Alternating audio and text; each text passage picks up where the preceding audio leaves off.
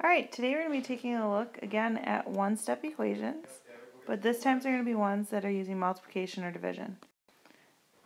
Alright, so to review, we're just going to be saying that solving an equation that contains multiplication or division is similar to solving an equation that contains addition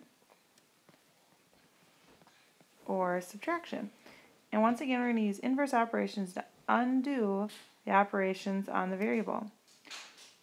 For multiplication, your inverse is going to be division. And for division, your inverse is going to be multiplication.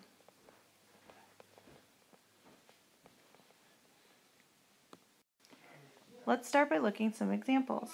Here, our variable is j. We're looking at what's happening to j. In this case, it's being divided by 3. So to do our inverse operation, I'm going to multiply each side by 3. The division and multiplication are going to cancel each other out, and I'm left with just j on the right side. Here I have negative 8 times 3, so 3 times 8 is 24. Positive times a negative is a negative, so our answer would be j is equal to negative 24. Why don't you pause the video and try the next one on your own.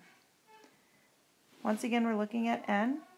Here is being divided by 6. So to undo this, we're going to multiply each side by 6. The 6's are going to cancel each other out, and we have n equals. And now if I take 2.8 and multiply it by 6, I'm going to get an answer of 16 and 8/10. Now that I look at this slide, I can see that we already did this problem, but let's look at 9y equals 108. Since those two are being multiplied, I'm going to divide both sides by 9. Notice I wrote mine as a fraction, and that's going to come in handy as we start to work with more other rational numbers. The 9's are going to cancel each other out, and I'm left with just y. 108 divided by 9 is going to be 12. One thing to keep in mind is when we are dealing with fractions, multiplying by a reciprocal is actually easier than thinking about it as division, even though it's essentially the same thing. To show you what I mean, let's look at an example.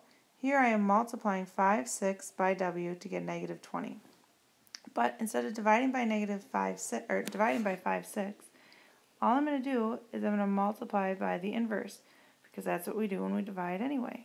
So I'm going to multiply both sides by 5 over 6. These are going to cancel out, and I'm left with w on the right. Negative 20 is really negative 20 over 1. Now I'm going to go ahead. I like to reduce before, so 6 and 20 share a common factor of 2. So this is going to be 3. This is going to be 4. 4 times 5 is 20. 1 times 3 is 3. A negative times a positive is a negative. So in proper fraction form, it would be negative 20 over 3. If I change it into a mixed number, 3 goes into 20 6 times with 2 left over. So it would be negative 6 and 2/3. Algebraically, I prefer to leave mine as improper fractions, but it is important to know how to switch back and forth. Why don't you go ahead and pause the video and try this next one on your own. Here we are multiplying by 1/8, so I'm going to multiply by the reciprocal, which is 8 over 1. Did you say garbage? So these are going to cancel each other out, and I'm left with just z on the right side. Once again, I like to cancel or reduce beforehand. 8 and 16 share a common factor of 8, so this becomes 1 and 2. 1 times 3 is 3. 1 times 2 is 2. So we have an answer of 3 over 2, or 1 and 1/2 equals z. Mama? So as a review, once again looking at our properties of equality, the multiplication property of equality states that you can multiply both sides of an equation by the same number, and the statement will mean true. Mama? So 6 on both sides. I multiply both by 3, and we get 18 equals 18. Same thing with a equals b if I multiply them both by c. Same thing when we're looking at division, as long as we are dividing both sides of the equation by the same non-zero number. That's the only extra part to the division property. So if you notice here, it says c cannot equal 0. Because remember, if we divide by 0, it's an unreal answer. Why don't you pause the video and try this real-life example for your own, and then go ahead and check your work. If Chu puts 1/4 of the money he earns from mowing lawns into a college education fund, this year he added $285 to his college education fund. I want to write and solve an equation to find out how much money he earned mowing lawns this year. So 1/4 of the money he earned is equal to $285.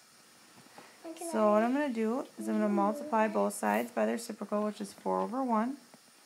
These are going to cancel out, and E is going to equal the same thing as 285 times 4, or $1,140.